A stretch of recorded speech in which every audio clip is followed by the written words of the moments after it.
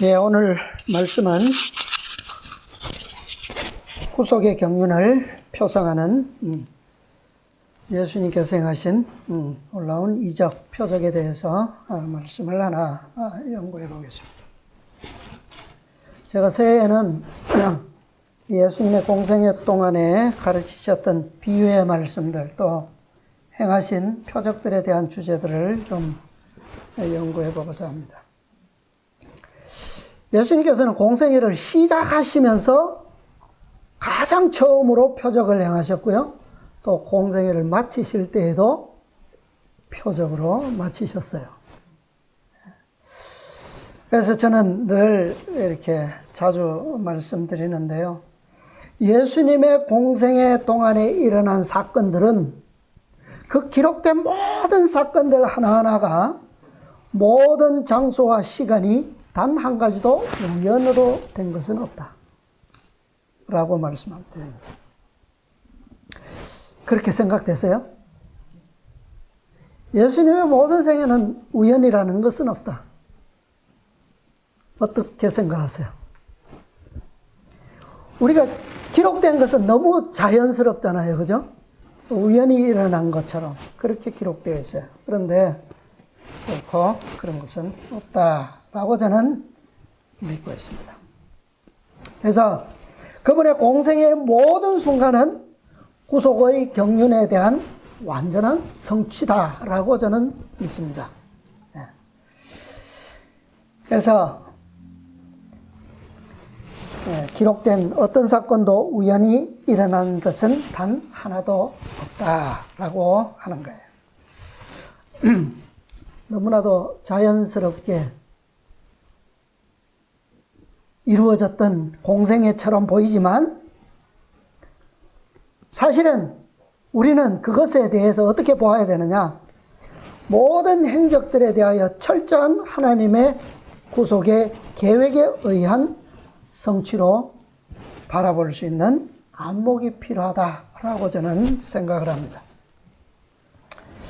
자, 예수님께서 가장 처음으로 행하셨던 이적이 뭐예요? 표적. 뭡니까? 예. 그렇죠? 예. 잘 기억하시네요. 물을 포도주로 만드신 기적입니다. 자, 그 기사가 어디에 나오죠? 요한복음 2장 보겠습니다. 요한복음 2장.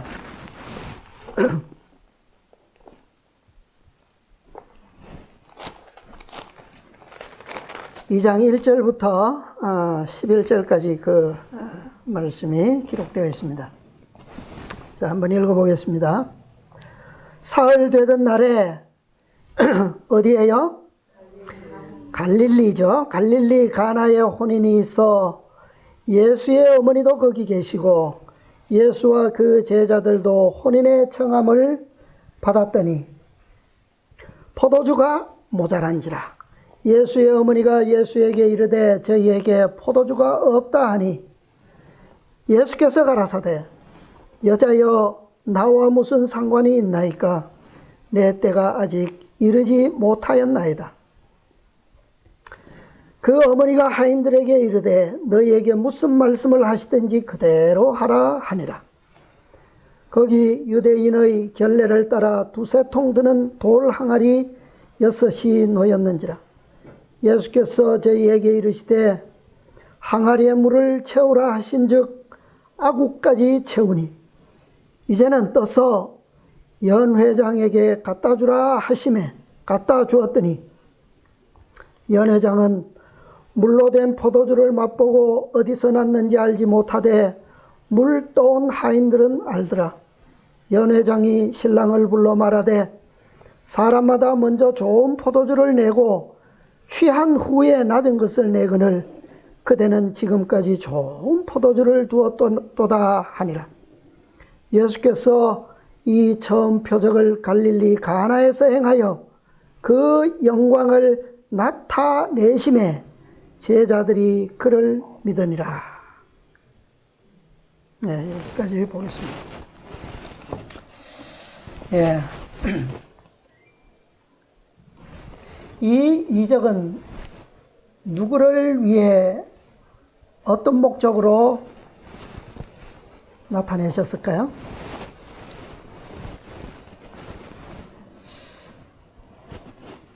물을 포도주로 만드시다. 누구를 위한 것이었을까요?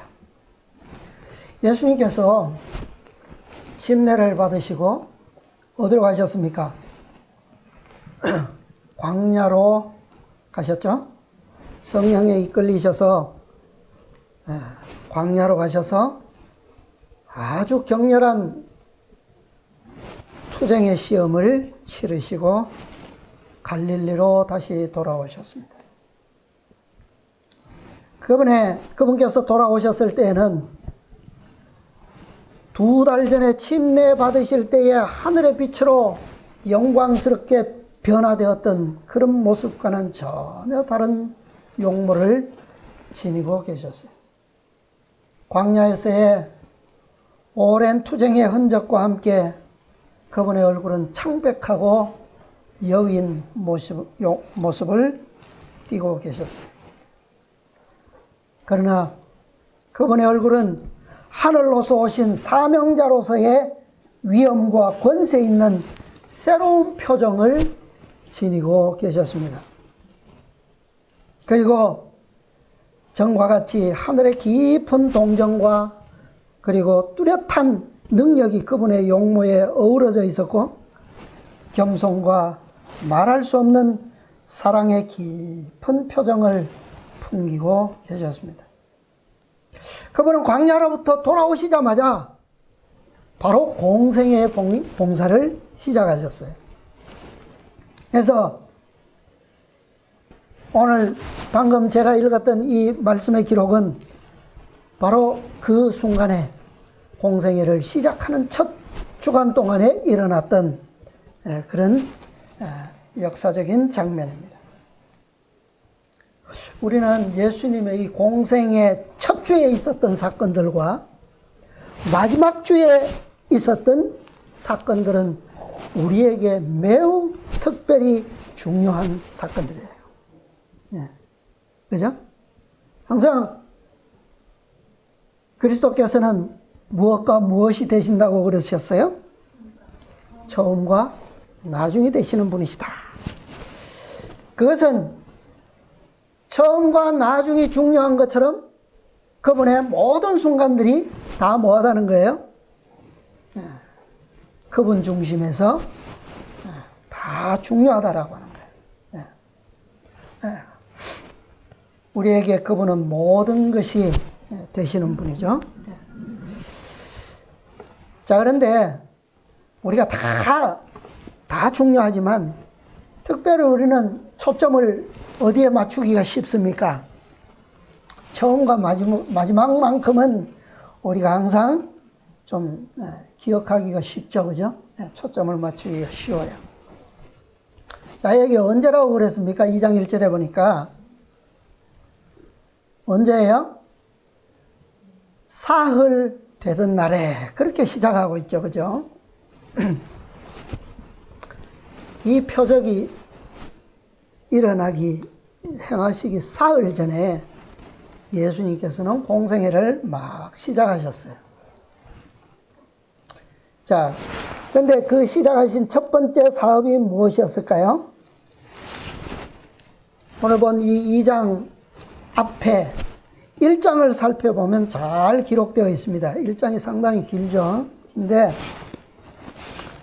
예수님께서 공생의 첫날부터 하셨던 그 일들이 1장 1절부터 기록되어 있습니다. 자, 아까도 우리 교과에서 이 내용을 보았죠. 예수님의 공생의 첫째 날에 하신 사업이 무엇일까요? 첫째 날에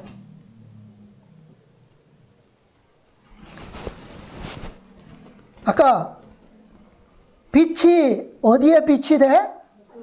어두움에 빛이 돼? 뭐라고요? 어두움이 깨닫지 못하더라. 예수님께서 공생의 첫째 날에 하신 사업이 이것입니다. 무엇으로 오셨다고요? 어두움 가운데 무엇으로? 빛으로 오신 것이 바로 첫째 날의 일이었어요. 1장 1절에 뭐라고 시작하고 있습니까?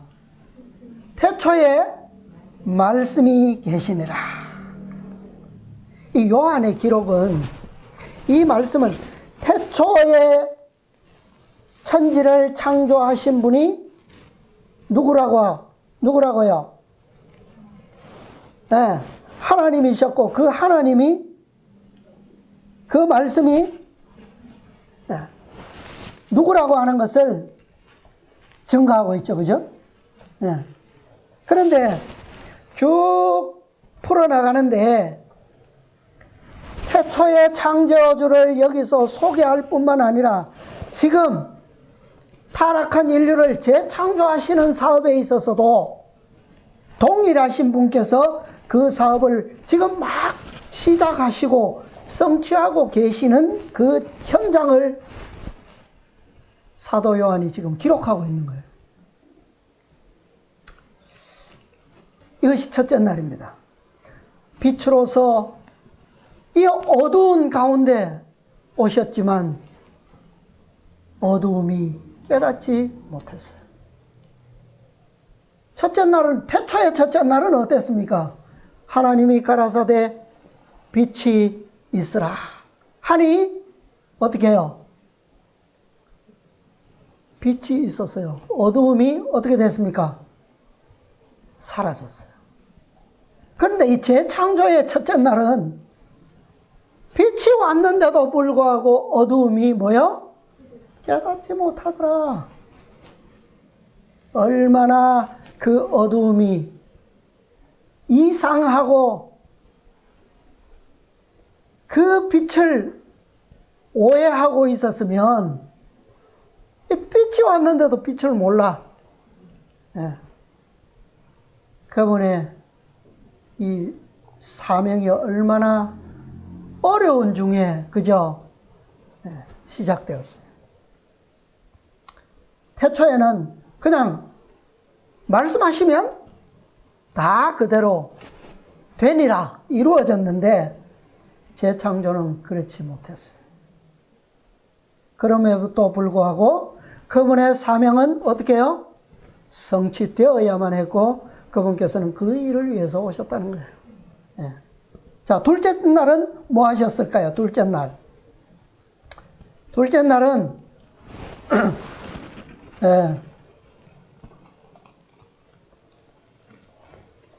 19절부터 보면 유대인들이 침례 요한에게 와서 침례 요한이 당신은 누구냐라고 하는 질문을 하죠.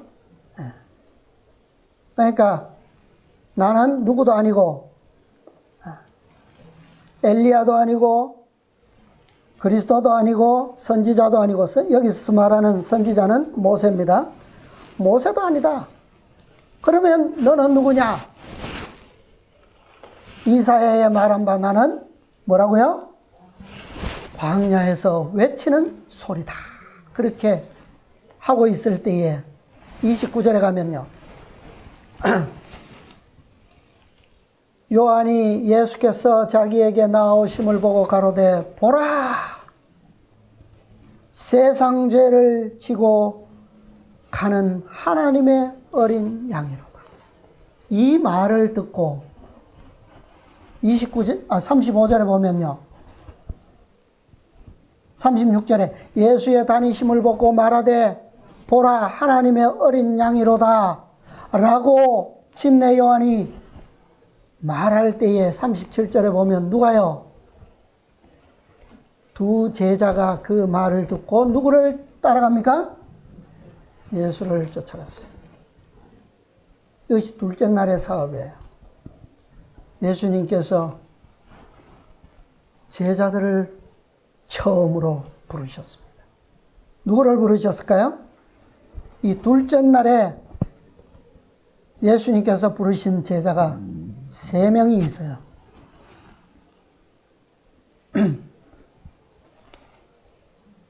누굽니까? 이 두 제자는 누구였어요? 하나는 요한이고, 자, 40절에 보면 요한의 말을 듣고 예수를 쫓는 두 사람 중에 하나는 누구요? 시몬 베드로의 형제 안드레라. 베드로가 아니고 안드레예요. 그 다음에 또 하나는 사도 요한입니다. 사도 요한은 자기의 이름을 이 요한 복음에서 자기 이름을 한 번도 안 밝혀요. 그런데 다 알죠, 그죠? 예. 근데 이 안드레가 41절에 보면 누구를 찾아갑니까? 형제 시몬을 찾아가서 말하되 우리가 누구를 만났다? 메시아를 만났다. 베드로를 데리고 왔어요. 그래서 이날에 제자가 셋이 됐어요. 요한과 안드레와 베드로. 그 다음에 43절에 가면 셋째 날입니다. 이튿날에 예수께서 갈릴리로 나가려 하시다가 누구를 만납니까? 빌립을 만나 이르시되 나를 쫓으라. 그러니까 빌립이 또 누구를 찾아갑니까? 45절에 보니까 나다나엘을 찾아 이르되 누구를 만났다고요? 메시아를 만났다.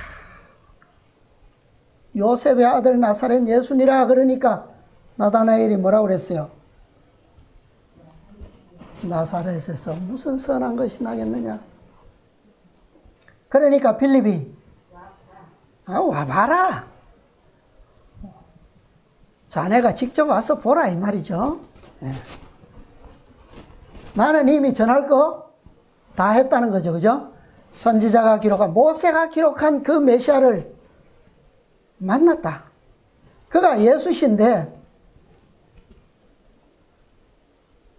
그분이 맞는지 안 맞는지 네가 와보면 알 거 아니냐. 와보라는 거죠. 그래서 셋째 날에 다시 두 제자가 추가됐어요.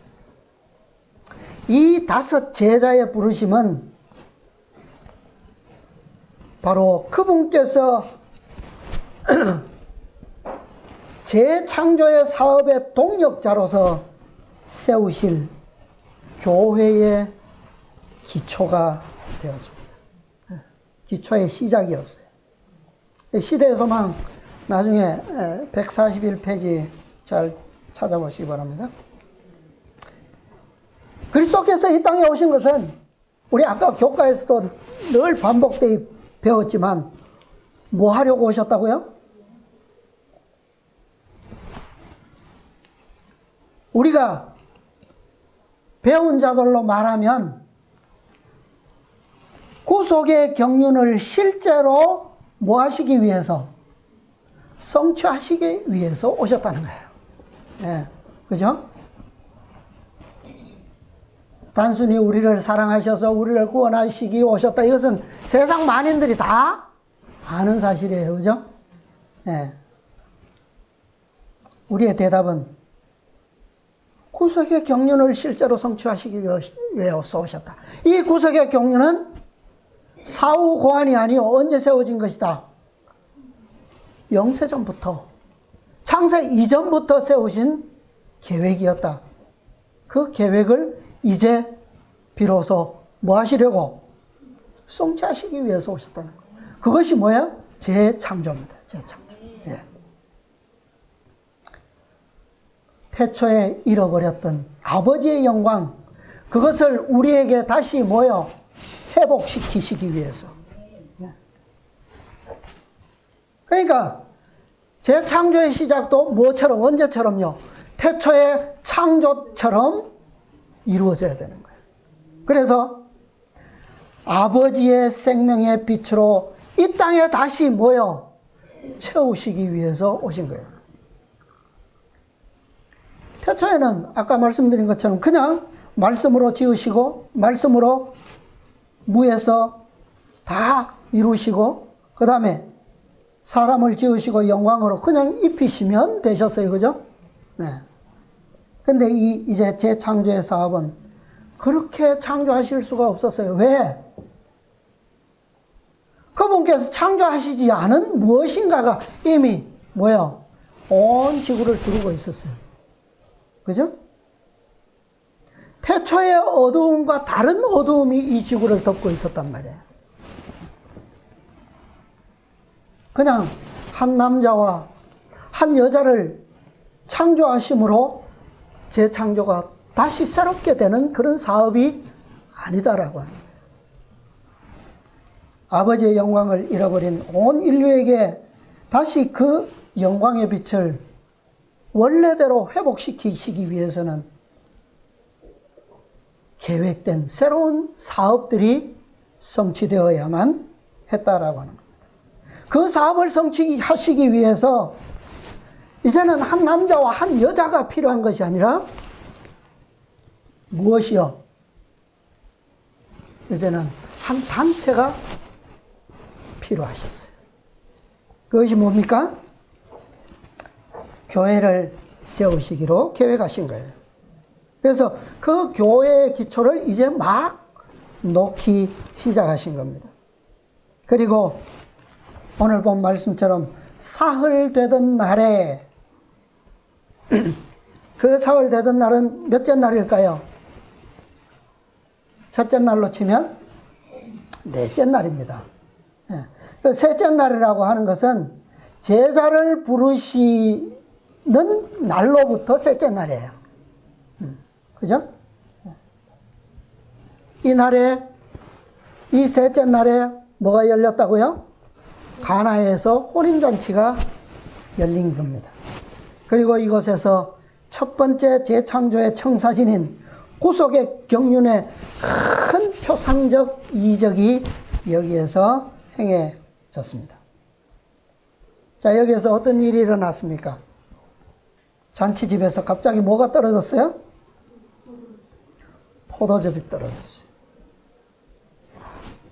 근데 포도즙이 이 날에 떨어졌을까요? 셋째 날에? 열리는 그날에? 첫날부터 포도즙이 떨어졌다? 그건 아니겠죠? 이날은 혼인 예식과 잔치가 시작되는 날입니다. 통상 이 유대인들의 잔치, 혼인잔치는 일주일간 열려요. 피로연이.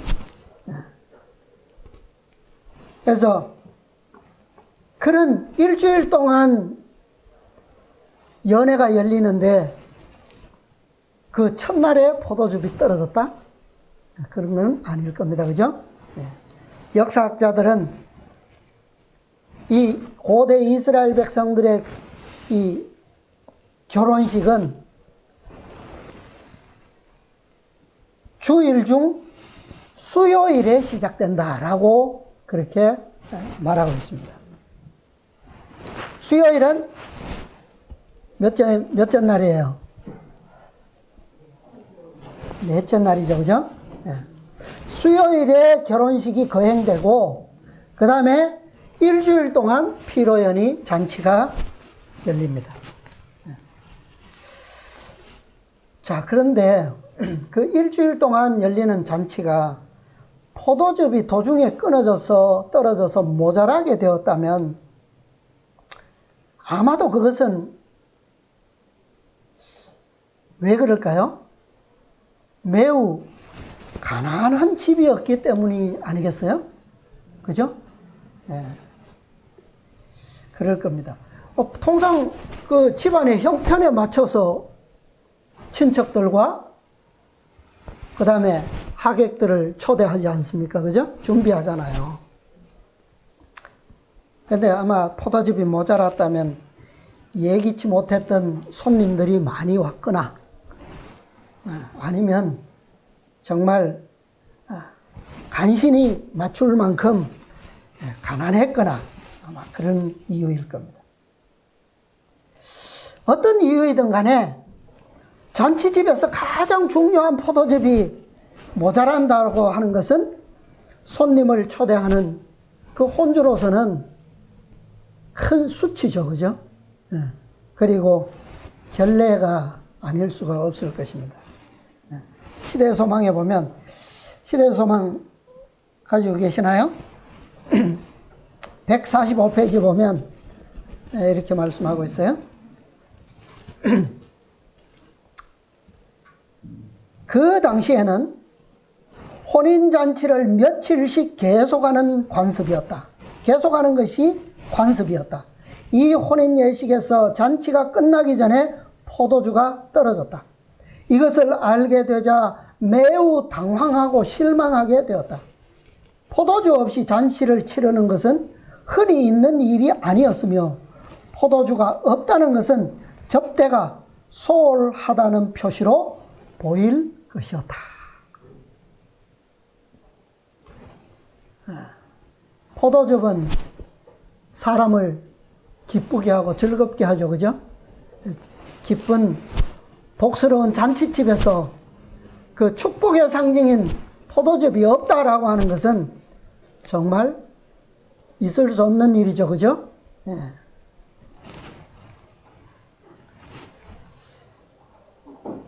자, 그런데 이 갈릴리 가나에서 일주일 동안 열리는 이 혼인잔치집이 매우 가난한 집안이었다면 과연 포도즙은 며칠 만에 어느 날에 떨어졌을까? 바닥이 났을까? 언제일 것 같아요? 우리는 지금 무엇을 배우고 있습니까? 무엇을 연구하고 있어요? 후속의 경륜을 공부하고 있다고 하는 사실을 염두에 두시면 좋겠어요. 만일 이것이 우연히 이루어진 혼인잔치가 아니라 표적이 아니라 그리스도께서 정말 계획적으로 이 표적을 나타내셔야 하셨다면 일주일 중에 어느 날에 이 이적의 봉사를 행하셨어야만 하셨을까요? 그러면 생각할 수 있겠습니까? 안식일이었을까요? 자, 그것을 우리가 좀 정답은 여기에 말씀에 나오지 않지만 좀 우리가 이해를 위해서는 우리가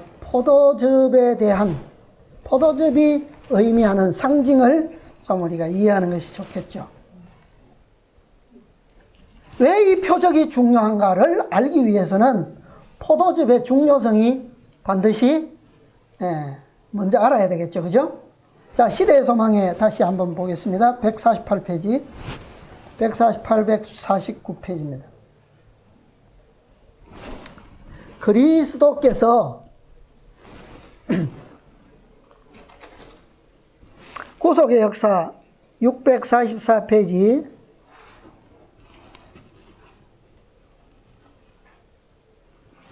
오른쪽 중간쯤 149 표시 위에 세 번째 줄입니다. 그리스도께서 혼인잔치에서 주신 선물은 한 상징이었다. 물은 무엇을 상징하고요? 그리스도의 죽음을 나타내는 침례를, 포도주는 세상의 죄를 위하여 흘리신 무엇을? 그리스도의 피를 상징한다.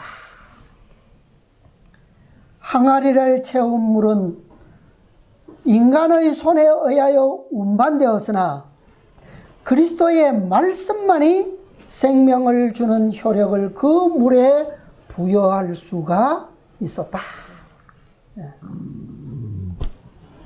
자, 예수님께서 이 표적을 행하시기 2달 전에 무엇을 받으셨어요? 당신의 죽으심을 미리 예고하는 침례를 어디서요? 요단강에서 받으셨어요. 그리고 이제 이 잔치에서 그 죽으심으로 흘리시게 될 속죄의 보혈에 대하여 상징적으로 가르치시기 위해서 이 표적을 행하시려고 하실 거예요. 누구에게? 누구를 위한 것일까요? 이것은 바로 재창조의 사업에서 그분께서 선택하신 동력자들 누굽니까? 제자들을 위해서. 제자들. 근데 꼭 제자들만을 위한 것은 아니에요. 그죠? 그러나 구속의 경륜의 입장에서 보면 제자들을 위해서 베푸신 거예요.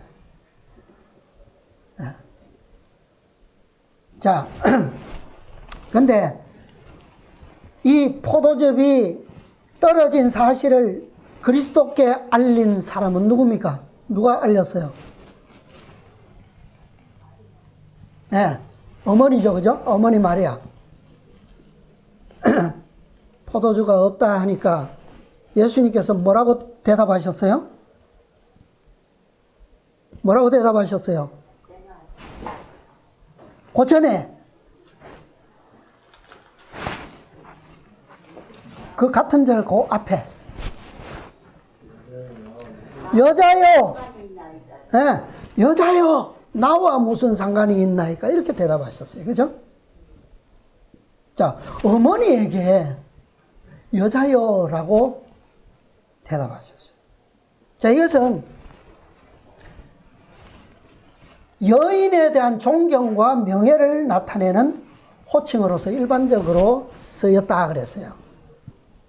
그러니까 그냥 막 부르신 것이 아니고, 그렇다고 해서 여기에, 근데 이 시대의 상황을 보면 일반적으로 고대 이스라엘이나 유대 사회에서는 여자의 지위가 그렇게 뭐 인정받았습니까? 인정되지 않던 그런 시대적 상황에 비하면 이 호칭은 어떤 호칭이에요? 아주 특별한 호칭인 거예요. 그죠? 특별한 호칭. 존경과 명예를 나타내는 호칭이라고 그랬으니까. 그죠? 자, 왜 이렇게 부르셨을까요? 어머니에게. 이렇게 부르신 것은 바로 당신의 사역의 동력자로서 세움받을 교회를 가리키는 호칭이었습니다. 여인의 상징이 뭐예요? 교회예요. 그렇지만 교회를 향하여 그렇게 예수님께서 부르셨다고 해서 그 교회도 어떤 필요가 있어요? 뭐 될 필요가 있습니까? 비록 재창조의 사업에 있어서 교회가 그리스도의 동력자의 특권을 입고 부르심을 받게 되었지만, 그러나 그 교회도 먼저 뭐 되어야 합니까? 그리스도의 피로 말미암아 정결케 될 필요가 있었죠. 그죠? 그리고 그분의 구원에 동참해야만 했어요. 그렇게 될 때에 뭐가 될 수 있습니까? 동력자가 될 수가 있어요. 자, 시대의 소망 147페이지입니다. 그 앞에요. 타락한 인류를 위한, 그 앞에 643페이지 오른쪽 3분의 2 지점. 타락한 인류를 위한 구속의 유일한 희망은 누구에게요? 그리스도 안에 있다. 마리아는 하나님의 어린 양을 통해서만 구원을 받을 수 있었다. 그는 누군데? 그리스도의 어머니이신데도 불구하고 구원은 누구를 통해서요? 그리스도를 통해서.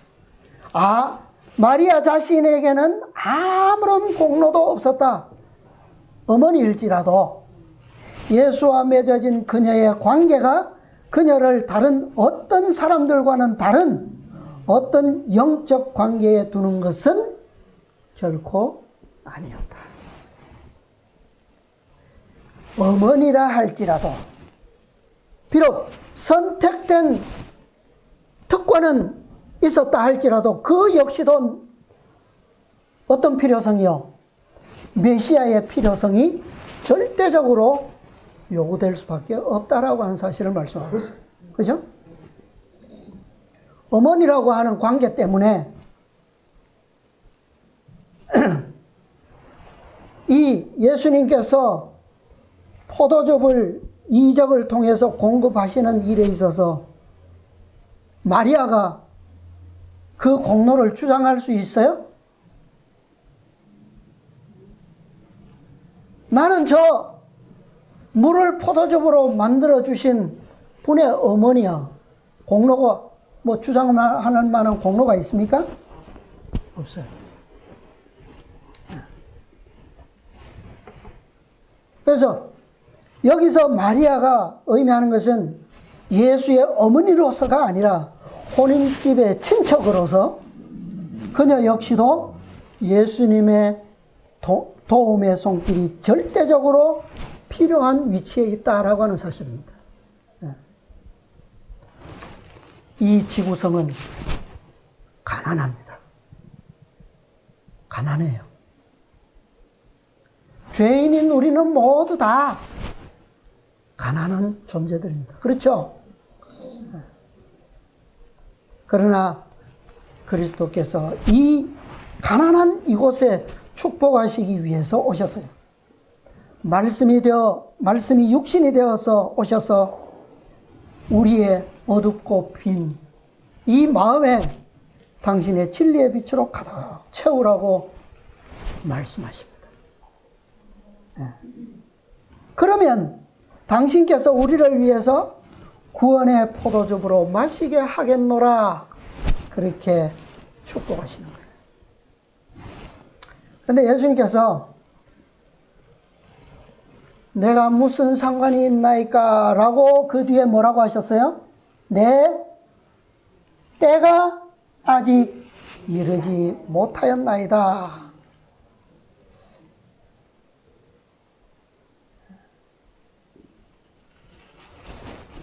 무슨 때입니까 이게? 어떤 때예요?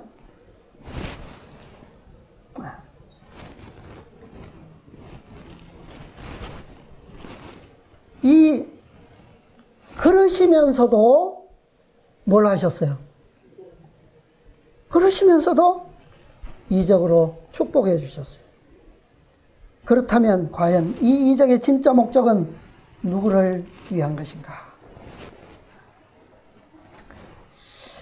이 제자들로 부름을 받은 이 첫 5 제자들, 이들은 이 복음에 대한, 이 구속의 경륜에 대한 증거자들이 되어야만 했습니다.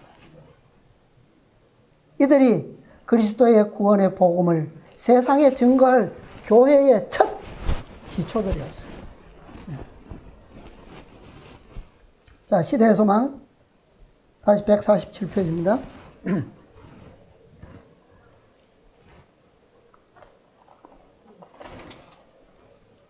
네, 넘겨서 왼쪽 위쪽에 보면 그러나 비록 마리아가 그리스도의 사명에 대한 바른 개념을 가지고 있지 않았지만 그녀는 예수를 어떻게 해요? 전적으로 신뢰하였다. 자, 이거 우리가 잘 이해할 때에만이 이것은 아주 중요한 힘이에요.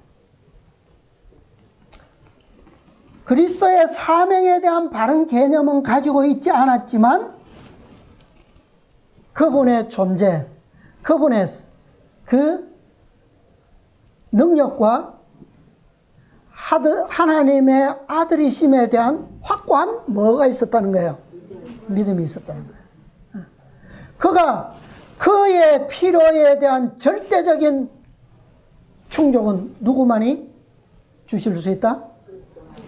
예수만이 주실 수 있다. 이거에 대해서는 뭐 하다는 거예요? 확고하다는 거예요. 그죠? 네.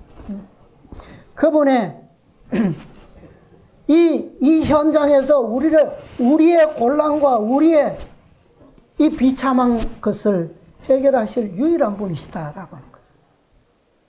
예수께서 이 믿음에 뭐 하셨다? 응답하셨다. 첫 이적을 행하신 것은 마리아의 믿음을 높이고, 자, 그의 믿음은 전적인 신뢰하에 있지만 아직 그의 믿음의 개념에 대해서는 뭐예요?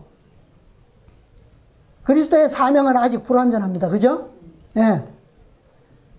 그래서 그리스도께서 이 믿음에 응답하신 것은 그 믿음을 더욱 뭐 하시기 있도록? 완전케 하시도록 하기 위해서 이것을 응답하셨다는 거예요. 그 다음에 또 한 가지는요, 제자들의 믿음을 굳게 하시기 위함이었다. 말씀에 기초되지 않은 어떤 믿음도 뭐요? 흔들릴 수밖에 없어요. 네. 무조건 예수를 믿습니다. 아멘, 아멘. 주여, 주여. 그것을 진실로 알 수 있는 것은 뭐밖에 없어요. 그 주여, 주여가 진정한 믿음인지 아닌지를 아는 방법은 뭐가 이루어져야 돼요? 시험이, 위기의 때가 닥쳐봐야 알죠. 그죠? 예. 그렇지 않고서는 알 수가 없어요. 근데 제자들은 앞으로 뭐요? 불신으로 이끄는 많은 큰 시험들을 만날 것이었다. 예수님께서 지금 내 때가 아님에도 불구하고 그것을 무엇으로요? 표상적으로 이렇게 예언적으로 청사진을 보여주신 것은 바로 이 위기의 때를 만나게 될 제자들을 위해서 이 축복을 행하셨다는 거예요. 이 이적은 첫째는 여인 마리아, 즉 교회가 가진 믿음에 의해서 응답된 것입니다. 그리고 또 한 가지는 교회의 기초를 구성하는 제자들의 믿음을 굳게 하기 위한 반석 위에 내가 무엇을요? 내 교회를 세우리니 그러셨어요. 그 목적입니다. 여기에 여인의 믿음은요, 여인의 생명은, 여자의 생명은 아들의 생명과 아주 밀접하게 관계되어 있죠. 그죠? 예. 어머니 마리아의 필요가, 그죠? 필요는 이 아들의 것과 직결되어 있었어요. 이것은 바로, 다시 말하면, 그리스도의 교회의 운명은 그리스도의 운명과 밀접하게 결탁되어 있다라고 하는 사실입니다. 30년 전에 시므온이 이렇게 예언했어요. 누가복음 2장 34절 35절에 시므온이 저희에게 축복하고 그 모친 마리아에게 일러 가로되 보라, 이 아이는 이스라엘 중 많은 사람의 패하고 흥함을 위하며 비방을 받는 표적 되기 위하여 세움을 입었고, 35절에 또 칼이 내 마음을 찌르듯 하리라. 이는 여러 사람의 마음의 생각을 드러내려 함이니라 하니라. 이는 여러 사람의 믿음을 뭐요? 증명하게 하려 합니다. 칼이 내 마음을 찌르듯 하리라. 이 언제를 위한 예언입니까? 어느 때예요? 어느 때에 이것을 경험하게 되죠? 자, 그것을 이미 믿음의 부조 누굽니까? 아브라함은 그 때에 경험했어요. 자, 찾지는 마시고요. 부조와 선지자 151페이지입니다. 이삭은 그 여자의 기쁨과 자랑이었고, 누구요? 그 여자 누굽니까? 사라. 어머니, 그죠? 자랑이었고, 그 여자의 생명은 그와 결탁되어 있었으므로 그랬어요. 이 노년에 바랄 수 없는 중에 얻은 이 유일한 기쁨, 유일한 생명의 희망인 이 이삭, 그가 죽으면 누구도 죽은 거나 마찬가지예요. 부모도 죽은 거나 마찬가지예요. 그죠? 네.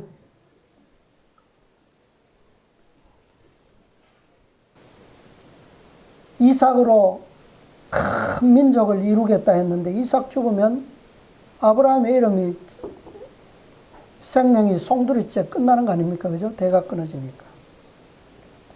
그 다음에 또 보면 아버지와 아들은 나란히 서서 말없이 여행하였다. 아브라함은 엄청난 비밀에 대한 생각으로 말할 마음이 없었다. 아들은 어린 양이 어딨나이까 묻는데 대답할 수가 없었어요. 그는 아들을 자랑하고 사랑하는 어머니와 또 그가 혼자 그 여자에게로 돌아가야 할 날에 대하여 생각하고 있었다. 그는 칼이 그 여자의 아들의 생명을 끊을 때에 그것이 누구도 그 여자의 가슴을 찌르리라는 것을 잘 알았다. 누구의 마음입니까? 하늘의 아버지의 마음이에요. 그죠? 그런데 이 날이 언제였습니까? 언제?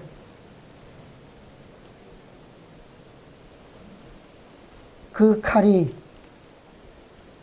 마음을 찌르듯 하리라. 이 언제였어요? 실제로. 이 예언이 언제 성취되었어요? 그 날이 언제냐고요? 그렇죠? 네. 여섯째 날.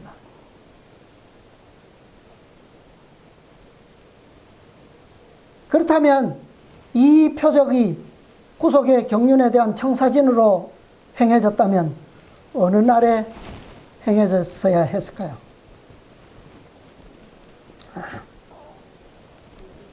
정확하게는 우리가 절기상 6월절이죠. 그죠? 근데 6월절은 아니지만 주일 제도로 보았을 때 예비일 어린 양이 죽임을 당하던 그 날에 아마 포도즙이 떨어지고 이 표적이 이루어지지 않았을까. 자, 그런데 이 표적에 또 중요한 한 가지가 있습니다. 그거 잠깐 살펴보고 마치겠습니다. 자,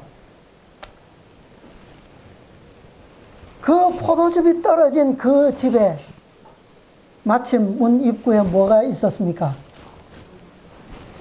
돌 항아리가 있었어요. 몇 개가? 6개가. 왜 6입니까? 하필이면. 그 항아리가 뭐 하는 용도였어요? 네. 자, 이게 과연 무엇을 의미할까요?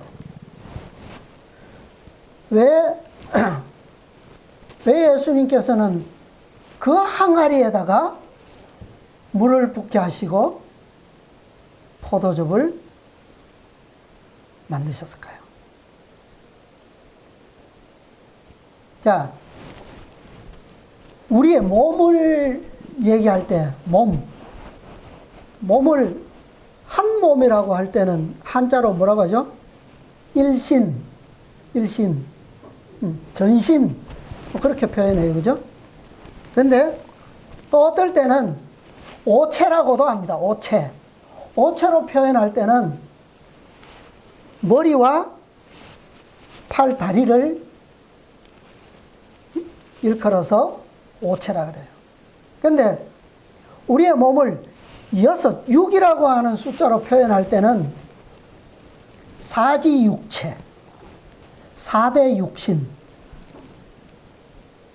근데 우리의 일반적으로 육체, 육신 할 때 이 육자는 한자로 어떤 육자를 씁니까? 고기 육자를 써요. 그런데 우리의 이 사지육체, 4대 육신 할 때 육자는 6육자를 써요. 머리와 몸뚱이, 두 팔과 두 다리. 그래서 이게 사지육신이에요.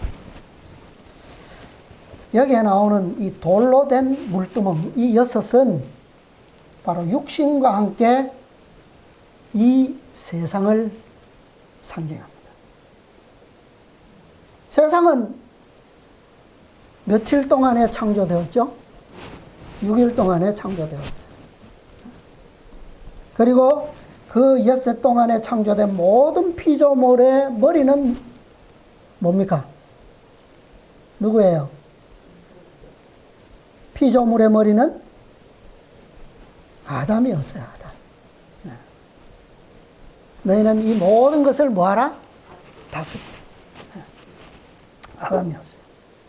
근데 죄가 세상에 들어오고 죄는 모든 피조물들로 하여금 더 이상 씻어서 깨끗게 하는 물이 아닌 무엇을 필요로 하게 되었어요? 피를 필요로 하게 되었어요. 죄로 인해서. 그래서 물을 담는 이 6개의 돌 항아리는 사실은 물을 담아서 뭐하게 하도록 씻어 깨끗게 하도록 그런 용도였어요. 그런데 죄로 인해서 이 돌 항아리의 용도는 예수님께서 무엇으로 바꾸십니까? 세상을 정결케 하기 위한, 죄로부터 정결케 하는. 그래서 이 여섯은 그 아까 제가 한자로 보면 육체, 육신 할 때 고기 육자라 그랬는데 그 고기 육자도 획이 육획이더라고요. 육획. 그래서 이 물을 담는 6개의 돌 항아리, 이것은 세상을 상징한다 그랬는데 또 우리의 육신, 육체, 이 세상을 대표하는 하나님의 기구가 뭡니까? 하나님의 도구. 뭐죠? 지금까지 그리스도께서 그 재창조에 대한 그 사업의 동력자로서 누구를 세우셨다고요? 교회. 교회. 그러니까 이 돌 항아리에 채워지는 물은 뭐 하기 위한 거라고요? 정결케 하는 거. 거기에서 포도즙으로 변화된 것은 무엇을 정결케 한다고요? 죄를. 그죠? 그러면 온 세상을 정결케 하기 위한 물과 포도즙으로 채워져야 할 곳이 사실은 어디입니까? 세상에 채운다고 다 회개하고 다 정결케 되지는 않잖아요. 그럼 그 여섯은 특별히 우리가 구속의 경륜으로 생각해 본다면 그것은 뭐예요? 순결한 물과 순결한, 아까 뭐라 그랬죠?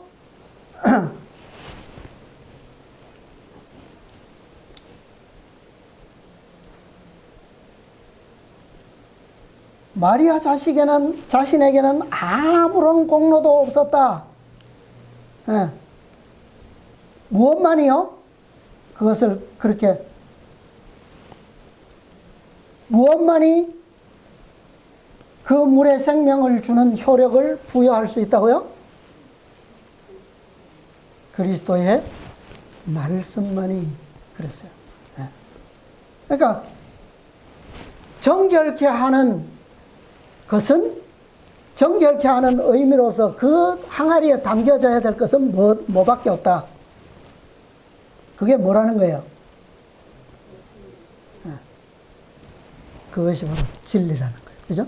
성육신으로 오신 그분의 말씀, 진리. 그래서 그것으로 가득 채워져야 될, 아구까지 차야 될 돌 항아리. 그들은 누굽니까? 누가 되어야 됩니까? 그것이 바로 교회라는 거예요. 하나님입니다. 예수님께서 제자들을 부르신 이유는 그거예요. 그들에게 무엇을 채우시려고? 하늘의 진리로. 그분의 말씀으로 채워져야만 뭐가 됩니까? 재창조가 돼요. 네, 채워지지 않으면 그런 기적은 결코 일어날 수가 없습니다. 교회는 하늘에 흠없는 진리의 보고가 되어야 합니다. 그런 교회가 되지 않으면 그 누구도 그 교회에서 무엇을 얻을 수 없어요. 정결을 얻을 수 없고 완전을 얻을 수 없고 그 영광을 다시 회복받을 수도 없어요. 그렇죠? 그리스도께서는 바로 이러한 교회를 세우시기 위해서 이제 막 5 제자들을 먼저 부르신 겁니다. 그리고 그들에게 바로 이 축복의 청사진을 보여주신 거예요.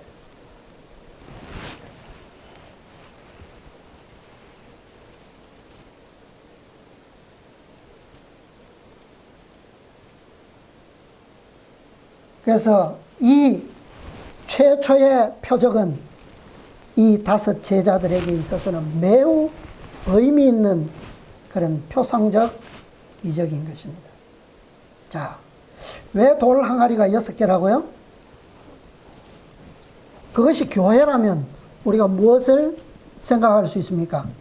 예수님께서 오셔서 공생애를 돌입하시자마자 교회의 기초를 놓기 시작하셨고 교회를 세우셨어요. 지금까지 그 교회는 그분에 의하여 이 땅에 유지되고 존재하고 있습니다. 몇 번째 교회입니까, 지금? 지금 몇 번째 교회예요? 7번째 교회 시대에 우리가 살고 있죠. 자, 6 교회의 부족함이 9까지 완전히 채워지게 되는 것. 그때에 예수님께서 뭘 하셔요? 포도즙으로 변화시켜요. 그죠? 근데 이 빛을, 이 기별을 누구에게 보여주셨다고요? 5 제자들. 5 제자. 이 5 제자들이 간직한 복음의 비밀은 언제 나타납니까? 마지막 7 교회에서 나타나도록 하나님께서 그렇게 계획하셨어요. 그러니까 7 교회에서 선포될 이 5 천사의 기별의 열매로서 누가 나타납니까? 누가 나타나요? 증인들, 14만 4천인들이 완전한 증인으로서 나타나게 되죠. 그죠? 이들이 나타나야지만 뭐가 될 수 있어요? 이 6 항아리의 물들이 어떻게 될 수 있다는 겁니까? 완벽한 최상의 포도즙으로 변화될 수 있는 거예요. 그러니까 6 교회 시대 동안에 그들은 물침내로서만 믿음으로 언약 안에서 구원을 얻고 지금 잠들어 있어요. 쉬고 있어요. 그죠? 그들의 믿음은 뭐 되지 않았습니까? 시험되지 않았어요, 아직. 그죠? 근데 그것이 이 5 제자들에 의하여 증거되게 될 그 비밀을 통해서 마지막 완벽한 증인들이 나타나는 날, 그때 그들의 믿음은 누구에 의해서요? 이 마지막 열매에 의해서 그들은 인정받게 되는 거예요. 그죠? 그러니까 6 교회의 성도들은 다 물침내로서 그들의 믿음을 증거했지만 이 마지막 14만 4천인들은 물의 성령은 물론이고, 그죠?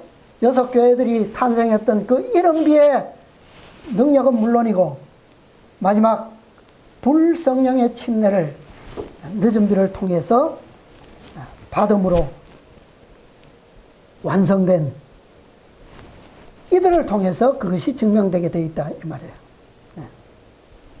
자, 물은 육체를 정결케 할 수 있어요. 그러나 완벽한 포도즙이 상징하는 그리스도의 보혈은 무엇으로부터도요? 몸을 정결케 할 뿐만 아니라 영혼을 죄와 사망의 독으로부터도 완전히 정결케 한다는 사실입니다. 이 그분의 보혈은 최상의 품질, 곧 창조주 하나님의 속죄의 피입니다. 항아리가 충족하리만큼 6 항아리의 아구까지 채워졌을 때 그리스도께서는 바로 최상의 품질의 포도즙을 나누어 주셨어요.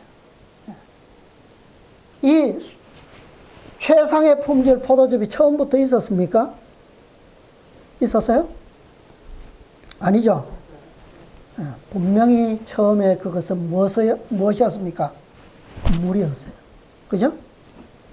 그 물이 바로 최상의 포도즙이 된 것은 그리스도께 대한 여인 마리아 교회의 전적인 믿음과 그 다음에 종들의 전적인 순종이 있었기 때문에 그것이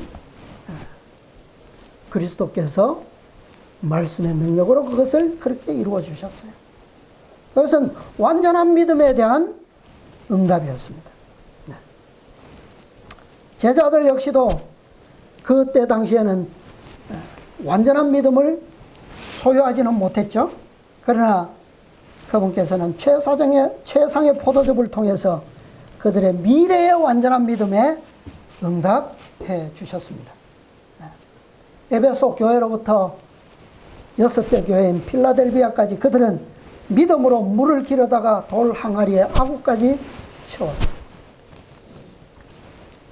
그들은 그리스도의 보혈의 공로를 믿음으로 구원의 언약 안에서 지금 잠들어 있습니다. 그러나 그들의 믿음에 대하여 누군가는 증거하지 않으면 안 된다는 거예요.